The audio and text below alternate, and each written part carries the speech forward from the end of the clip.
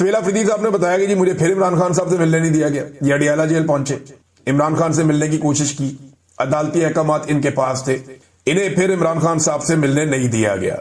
ये वजीर आला की मुलाकात की एक कोशिश और भी नाकाम हो गई। अब एक सूबा जहां पे इस वक्त एस्टेब्लिशमेंट जिद कर रही है कि उसके वजीर आला को हमने उसके लीडर से नहीं मिलने देना। यहां पे अमनो अमान के संजीदा मसाइल, दहशतगर्दी यहां पे बढ़ती चली जा रही है, उसे कंट्रोल करने के लिए सूबाई हुकूमत के पास एक क्लियर डायरेक्शन होनी चाहिए और इस हवाले से सुहेल अफरीदी को जाकर इमरान खान साहब से बात करनी पड़ेगी। फिर जनाब गवर्नेंस के इश्यूज है उनके तब तक पूरी तरह हल नहीं होंगे जब तक कि वुज़रा हलफ नहीं उठाएंगे। अब हमारे जो कई सहाफी हैं, मीडिया के लोग, वो ये कहते हैं जी कि हलफ क्यों नहीं उठा रहे, काबीना क्यों नहीं बना रहे। हालांकि इसमें कानून में कोई इतनी सख्ती नहीं है, लेकिन दूसरी तरफ यही लोग ये बात नहीं पूछ रहे कि कानून के मुताबिक जब अदालत ने वाज़ेह हुक्म जारी कर दिया, अदालत का क्लियर ऑर्डर मौजूद है कि जनाब इनकी मुलाकात करवाएं, तो फिर मुलाकात क्यों नहीं करवा रहे। क्या एक सुपरिटेंडेंट ऑफ जेल या बाहर खड़े हुए एक SHO या जेल के अंदर बैठे हुए इमरान खान के बकौल एक कर्नल की इतनी जुर्रत हो सकती है कि वो अदालती ऑर्डर को अपने पैरों तले रोन दे? इसके ऊपर पाकिस्तान का मीडिया कोई सवाल नहीं उठाता जी। अदालती अहकामात की खुली खिलाफ वर्जी के ऊपर कोई नहीं बोलता, बाकी हर चीज पे बोलते हैं। तो मीडिया की 2 नंबरी जो है वो रजिस्टर्ड हुई है इस पूरे दौर में। और जिन लोगों ने आवाज उठाई, जिन लोगों ने यह कहा कि अदालती अहकामात के बावजूद मुलाकात क्यों नहीं करवाई जा रही, उन लोगों को मीडिया से अलग किया गया। जिन लोगों ने सच बोलने की कोशिश की उनको मीडिया से हटा दिया गया, उन्हें बाहर निकाल दिया गया और उनको निशाने इबरत बनाया गया। ये हम लगातार होता हुआ देख रहे हैं और अब तक देखते ही चले जा रहे हैं। सुहेल अफरीदी ने इमरान खान साहब से मिलकर हासिल क्या करना है, ये बहुत इंपॉर्टेंट है। नंबर 1 तो वो जो इस वक्त दहशतगर्दी के खिलाफ लड़ाई जिस जगह पहुंची है, या ड्रोन हमलों की जो सिचुएशन है, या जितने भी मामलात हैं उनके ऊपर वो डिटेल बात करना चाहते हैं, क्योंकि उन्होंने सारी सिचुएशन इमरान खान साहब को बतानी है कि जी अगर ड्रोन पे आप नॉमिनेट FIR करवाना चाहते हैं तो ड्रोन हमला तो करती है पाकिस्तान की रियासती इदारे। फिर हम एक नई सिचुएशन में होंगे, आप बता दें, और उस पर पुलिस का रद्द अमल भी होगा, पुलिस करती है नहीं करती, वो सारे मामलात है। दूसरा यह है कि ऑपरेशन के ऊपर हमने किस तरीके से चलना, मामले को किस तरफ लेकर जाना है, किस तरह का ऑपरेशन हम कोऑपरेशन दे सकते हैं और किस लेवल के ऑपरेशन के अंदर हमें उनको रोकना है। और मिलिट्री ऑपरेशन तो बिल्कुल एक कोई सोल्यूशन तो है नहीं, ये तो इमरान खान साहब कहते हैं, तो फिर सोल्यूशन की तरफ किस तरह लेकर जाना है, ये सारी बातें उन्हें इमरान खान साहब से करनी पड़ेगी। इमरान खान साहब ने आज से 20-25 साल पहले भी जो इस खित्ते के बारे में कहा था, वो सारी बातें वक्त के साथ साथ दुरुस्त साबित हुई। तो इसका मतलब है कि कॉमन सेंस की कसौटी पे रख के अगर आप परखें तो इमरान खान साहब का नॉलेज काम कर रहा है पिछली 2-3 दहाइयों से। लिहाजा ये बात अब समझनी पड़ेगी बाकी स्टेक होल्डर्स को भी कि इमरान खान साहब से मुलाकात करवा दें। फिर जो इमरान खान साहब की एक एहतजाजी सियासत है कि पाकिस्तान में इंसाफ दिया जाए, मैंडेट चोरी किया, मैंडेट वापस करें, 9 मई की जुडिशियल इंक्वायरी करें, 26 नवंबर की जुडिशियल इंक्वायरी करें। अब ये जो साने मुरीद के हुआ जिसमें कत्लेआम हुआ, इसकी एक जुडिशियल इंक्वायरी करवाई जाए। जबरी तौर पर इंसानों को लापता किया जा रहा, बेशुमार चीजें, इमरान खान साहब के लंबे मुतालबात हैं, लेकिन बेसिक चीजें मैंने आपके सामने रखनी है। अब उस हवाले से जो एहतजाजी तहरीक है वो कब चलेगी, इसमें कुछ लोगों का ये कहना है कि नवंबर का महीना आ रहा है। पिछली मरतबा इन्होंने नवंबर के महीने में कत्लेआम किया था पाकिस्तानियों का, क्या इस मरतबा दोबारा से नवंबर के महीने में एहतजाज करना चाहिए? एक सोच तो यह कि ये बिल्कुल करना चाहिए और दोबारा इस्लामाबाद जाना चाहिए, रास्ते बंद करने चाहिए। अलग अलग किस्म की लोगों की राय है। तो एक तो राय ये है, दूसरी राय ये है कि अभी मोमेंटम पकड़ा जाए, मोमेंटम को बढ़ाया जाए, 26 नवंबर तक इस मोमेंटम को पीक पर ले जाए, दिसंबर जनवरी के अंदर जो है वो अपनी तारीख को ऊपर लेकर जाए और 2-3 महीने लेकर जब तारीख पूरी तरह तैयार हो तो फिर एक बड़ा एहतजाजी सिलसिला पाकिस्तान में शुरू किया जाए। ये 2 अलग अलग तरह की राय लोगों की, लेकिन फैसला किसने करना है? फैसला करना है इमरान खान ने। ये बात इमरान खान की बहनों ने भी कही और यही बात उनकी बहनों को भी रोका गया। आज मुलाकात के लिए वो जा रही थी, उनका दिन था, SHO ऐसे पकड़ के रोक लेते हैं। धक्कम पेल भी हुई है वहां पे, वो शाहिद खटक को धक्के पड़े हैं, बाकी जो कुछ MPs थे वहां पे, कुछ अरकान थे, उनको भी धक्के पड़े। पुलिस जो है वो जाने नहीं दे रही, किसी को भी अडियाला जेल के करीब फटकने नहीं दे रही। तो मुलाकात होना तो दूर की बात है, बाद में जाके सुपरिटेंडेंट ऑफ अडियाला जेल ये कह देता है अदालत में कि जनाब मेरे पास तो कोई आया ही नहीं। भाई वहां तक पहुंचेंगे तो आएंगे ना, वो उधर जाने ही नहीं देता कोई किसी को। तो नादरीन, यहाँ पे वजीर आला ने भी ये बात की और इमरान खान की बहन ने भी की कि बात तो बाहर आ ही जाएगी। यानी इमरान खान हमें क्या पैगाम देना चाहते हैं, उसका सिर्फ ये तरीका तो नहीं है कि सुहेल अफरीदी की इमरान खान से मुलाकात हो। वो जो लॉन्ग डिस्कशन है वो नहीं हो पाएगी। सुहेल अफरीदी बात नहीं कर पाएंगे, अपने लीडर से मिल नहीं पाएंगे, लेकिन इमरान खान साहब जो कहना चाहते हैं वो तो मामला बाहर आ ही जाएगा, वो किसी भी तरीके से आएगा, वो आ जाएगा। पाकिस्तान तरीके इंसाफ इतनी गई गुजरी भी नहीं है, और वो ये क्लेम पहले भी करते रहे हैं कि इमरान खान साहब हमें जो बताना चाहते हैं वो हम तक बात पहुंच ही जाती है। नाज़रीन, एक तो ये मामला है कि वज़ीर आला बार बार कोशिश कर रहा है और उसे मिलने नहीं दिया जा रहा। दूसरा मामला, गजा में पाकिस्तानी फौजियों की शमूलियत। गजा के अंदर एक्चुअली इसको जरा समझें थोड़ा सा मामले को, मैं आज आपके सामने इसके तमाम पहलू रख देता हूं। नंबर एक, गजा के अंदर एक फौज जा रही है जो स्टेबलाइजेशन लेकर आएगी। इस्तेकाम लाने के लिए एक फौज गजा में भिजवाई जा रही है। ये डोनाल्ड ट्रंप का और इसराइल का मिलकर एक फार्मूला है जिसपे अमल दरामद होने जा रहा है। अब इस फार्मूले में जो फौज जा रही है उसमें पाकिस्तानी फौज का नाम लिया जा रहा है। इसराइल ने कहा जी जो फौजें हम अप्रूवल देंगे ना, जिन फौजों की हम ये कहेंगे ये फौजें आ जाएं तो उनको आप आने देंगे, जिनको हम कहेंगे नहीं आना उनको आप नहीं आने देंगे। यानी ईरान की फौज पे इसराइल राजी नहीं होता कि ईरान की फौज गजा में नहीं आनी चाहिए। इसी तरह इसराइल जो है वो यमन की फौज पे भी राजी नहीं होगा। फिर तुर्की की फौज पे उसने एतराज किया जी तुर्की की फौज भी गजा में नहीं आनी चाहिए। बहुत सारे जो है वो मगरबी ममालिक हैं, उनकी फौज को भी इसराइल पसंद नहीं करता कि वो गजा में आए, लेकिन पाकिस्तानी फौज को इसराइल ने मंजूरी दी है। बकौल किसके? बकौल मार्को रूबियो के, उनको एतराज नहीं है, वो दे आर कंफर्टेबल, उन्हें प्रॉब्लम नहीं है अगर पाकिस्तानी फौज आती है।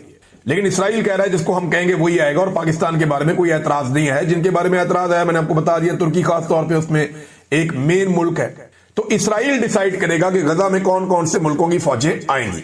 एक तो ये बात होगी क्लियर।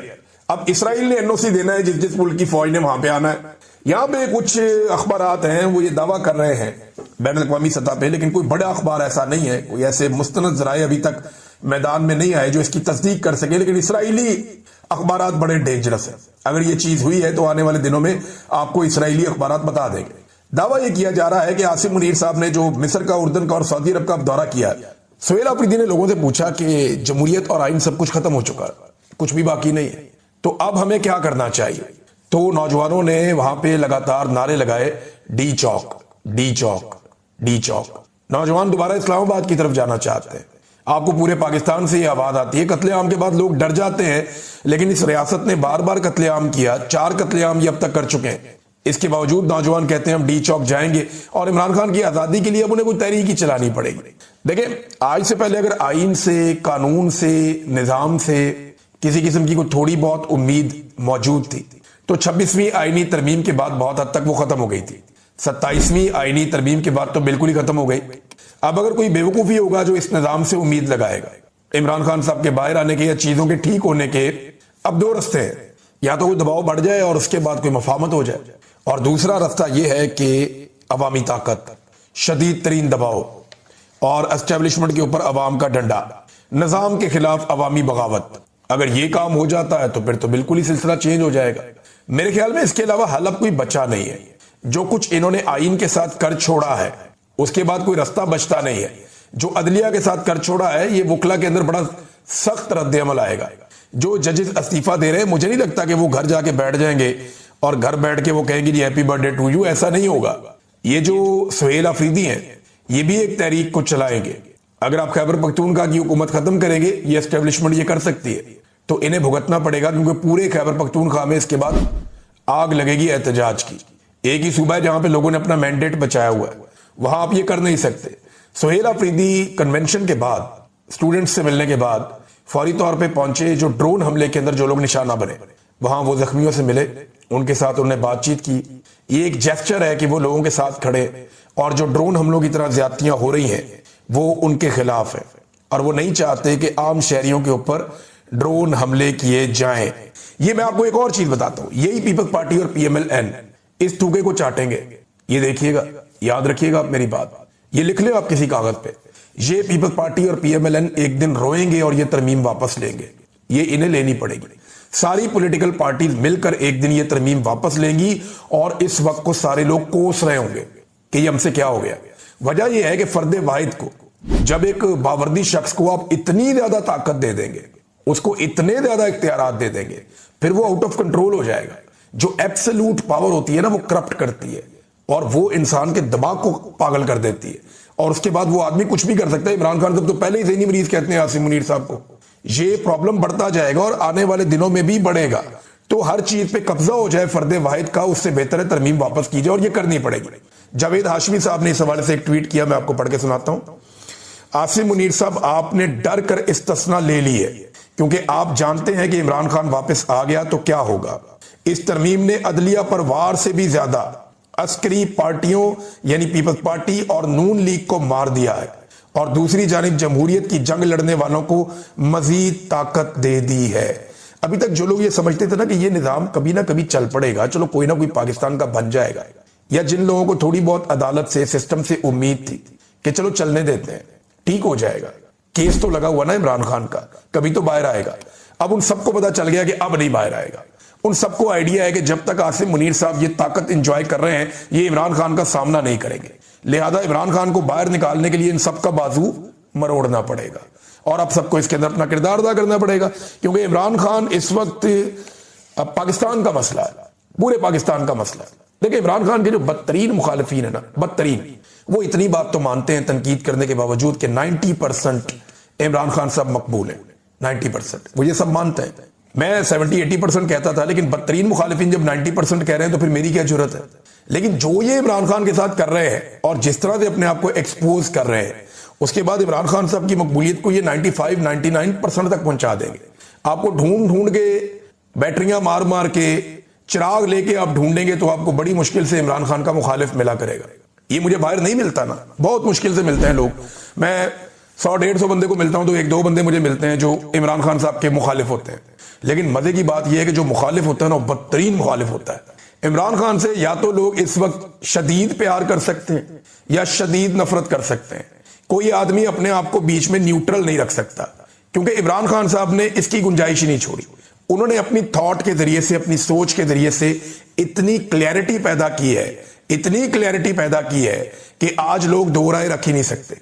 या तो कोई बदतरीन बुग़्ज़ के अंदर मुब्तला होगा, बहुत थोड़ी तादाद है आजकल, या लोग इमरान खान से बेपनाह मोहब्बत करते हैं। और मैंने ज्यादा लोगों को देखा कि वो बहुत प्यार करते हैं इमरान खान साहब से। हर जगह जहां मैं जाता हूं, मुझे आज नेपाल के कुछ लोग मिले, मुझे इंडिया के कुछ लोग मिले, मुझे कुछ और मुल्कों के लोग मिले, तुर्की मुझे मिलते हैं, तुर्क बहुत बड़ी तादाद में मिलते हैं, मुझे कुर्द लोग मिलते हैं, आजरबाईजान के लोग मिलते हैं, सेंट्रल एशिया के लोग मिलते हैं, श्रीलंकन मिलते हैं, बांग्लादेशी मिलते हैं। वो सारे एक ही बात करते हैं कि जनाब पाकिस्तान में हमें सबसे ज्यादा दिलचस्पी इमरान खान में है। वो इतना बड़ा लीडर है, आपने उसको जेल में क्यों रखा हुआ है? अब हम उन्हें क्या बताएं कि किसने जेल में रखा हुआ है? जिनका दिमाग ही नहीं काम करता, मुट्ठी खोपड़ी, उन्होंने पकड़ के इमरान खान को जेल में डाल दिया, क्योंकि इमरान खान का वैसे मुकाबला कर नहीं सकते, आसाब की लड़ाई लड़ नहीं सकते, इल्म की लड़ाई लड़ नहीं सकते, मैदान के अंदर मुकाबला कर नहीं सकते, अवामी बयानिए के अंदर या नैरेटिव के ऊपर वो इमरान खान का मुकाबला नहीं कर सकते। तो आसान तरीका पकड़ो, अंदर डालो।